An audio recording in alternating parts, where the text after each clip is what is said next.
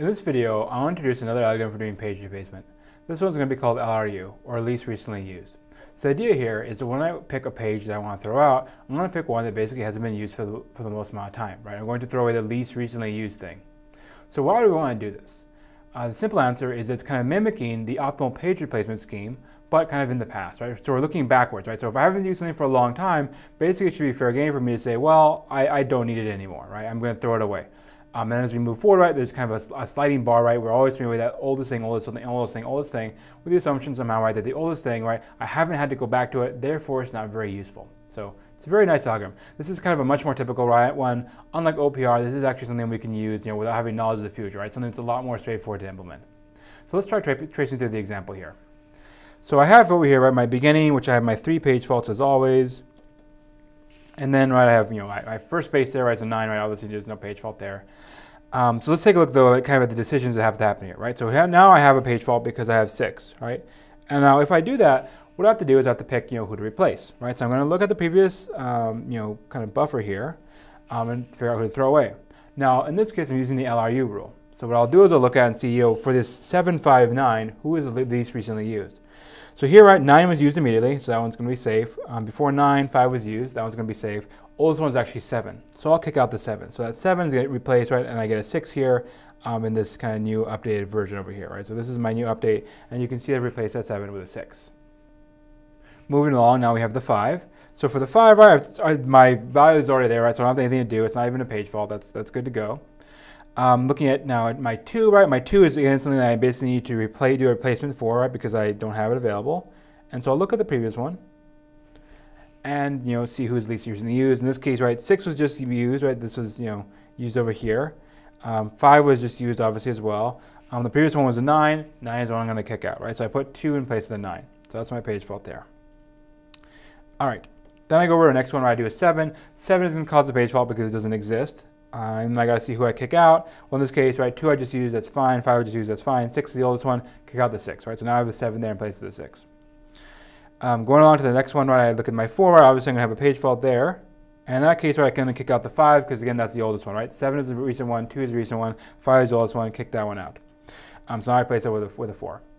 Last one here is a 1, right? And so in case of my 1, I'm going to basically look back, right? I see 4 is recently used, 7 is recently used, 2 is the oldest one, kick out the 2. So then that's where my value will go. So this kind of doesn't have that good a performance, right? So this is 8 page faults. Again, right, if I have kind of a different reference string, it'll give me a different value.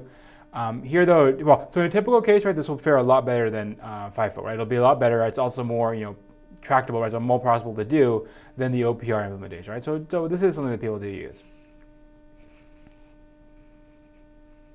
There are a couple different approaches to using this or to implementing this. One basically is to use a stack. Another is to use a counter. Somehow the idea of the stack, right, is that like as you use things, right, you push it on top of the stack, and then when you need to discard something, you take from the bottom of the stack, right? The bottom of the stack is kind of old stuff that's been there for a while. The top is the fresh stuff, right? So you kind of add your page requests to the top, pull them from the bottom. Another thing people have is the counter approach, which is basically say, okay, I'm going to count, when did I use you, right? Did I use you, this frame or last frame or, well, no, I shouldn't use the word frame there, but like, did I use you this time or last time or the time before that time and so on and so forth. I can basically count how many times I've been used. Do something like that. I'll talk about that more in a second. So one note here, right, that is useful for us, right, is that LRU, right, is not afflicted, right, by this Baladi's anomaly, right? So the idea is that even if I increase the number, well, as I increase the number of elements I can store in my buffer, I'm always going to have better kind of performance, better performance, better performance, better performance. I'm not going to be in a situation like we had with FIFO, where it's like, oh, all of a sudden, one of my my sizes basically gives me poorer performance when it should have given me better performance.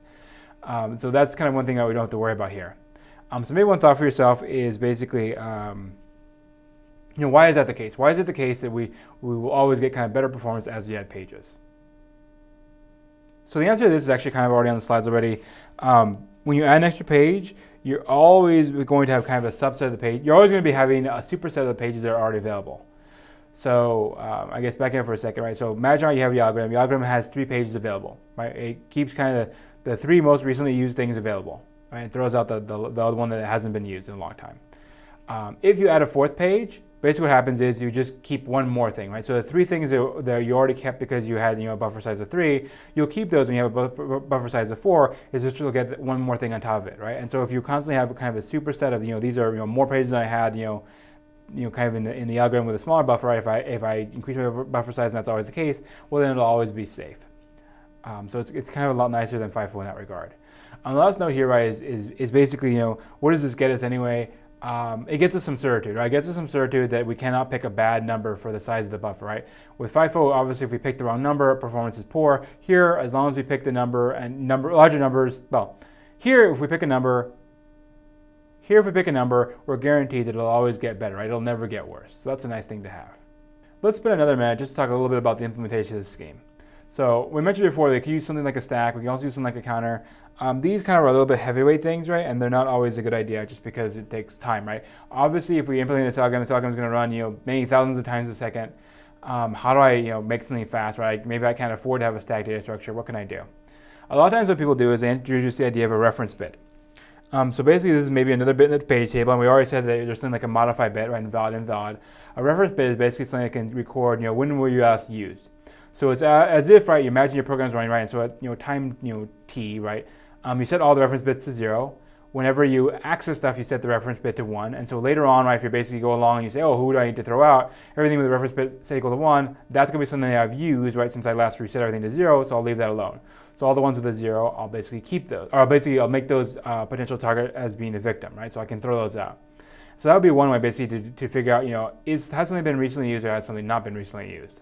It is a little problematic though, just because we're not capturing all that much, right? So we're kind of dependent on, when was everything reset to 0? When I do the check, right, has this thing been set to 1 or not, right? Because maybe I was just about to set it, right? I was just about to read from there. So it just kind of is, kind of one fragment or one sliver in time, right? It doesn't show me kind of the whole picture. So it's a little bit problematic. One thing we can maybe think about though is basically adding additional bits, right? So there's something called the additional reference bits algorithm, which is a little bit odd name. But basically what we're saying is, instead of having just one bit associated as a reference bit, have many bits. So I could have maybe 4, 6, or 8 bits associated with that each page, right? And what that basically show me is, when was this thing accessed, right? So you can maybe imagine, right, there's this number associated with it. So let's say I have like a 4-bit number. I could have a page, right, that is like something like 000.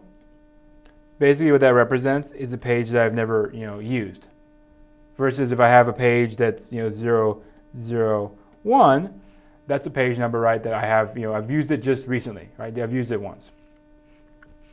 Or I have, 0011, that's a page that I used the last time as well as the time before it, right? So it's like I'm going to keep track of, instead of just the last, read that was done, right? The idea that it was read at least once since the last reset. I'm going to keep track of how it looked at each of the last resets, right? So it was one here, and like every time you do a reset, basically that's equivalent to doing like a bit ship operation. So it's like you move your number to the left, right? To basically say, okay, I'm going to move a space, right, and indicate that it hasn't been used yet, right? And then when it has been used, then I'll update it. And I'll have basically this little bit of a trace of when was it used, right? So over here, another one would be like 100, and for that, right, basically you haven't used it in a very long time. So yeah. Now, what we're going to basically look at, right, doing, right, is saying that, based on that, right, I can have some, well, so behind the scenes, this will code for some number. And here, I think I may have flipped kind of my order, right? You can switch between your most significant be on the left, most significant be on the right. But ideally, the way you set this up is that so a low number or a high number, right, you can kind of pick, represents something that you want to throw away, right? So you basically look for the largest number or the smallest number. That'll be something that basically hasn't been used in the longest amount of time, right? So if you have that right, then it makes it easier to pick what exactly you should throw away. Another algorithm people use, which is just kind of, well, another extension is this idea of a second chance algorithm. And basically what that means is we're going to basically loop through our page and maybe we pick our list of pages, right? We maybe check all of them, right? And we maybe look at, for example, one little piece of information, see if it hasn't been used or not. If it hasn't been used, right, maybe we basically can give it a second chance, right? We kind of maybe loop around again, right? Maybe check, a different position or something like that, and there's a little bit representation. And if that one's, kind of, also not used, then we throw it away, right? Otherwise, if it is, then we want to keep it. So yeah. A final note here is that we may want to have the information from a modified bit also basically be used as well. So we had the idea, right, of a modified bit earlier, and we said that, hey, if something hasn't been modified, then it's going to be fair game for me maybe to, like I don't need to save it back to the hard drive, right? I can just throw it out.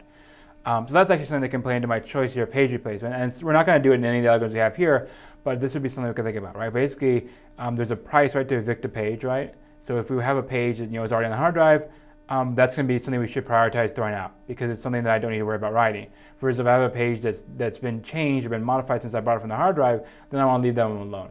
So that'd be kind of another factor, right? So I can now basically say, I have basically my modified bit, right? I also have my bit for my reference bit, right? And I have kind of those 4 different cases, right? I could have either it is modified or it's not modified, it was used or it wasn't used, right? I have 4 different cases, and I can basically look at those and from that try to pick which is going to be the best one.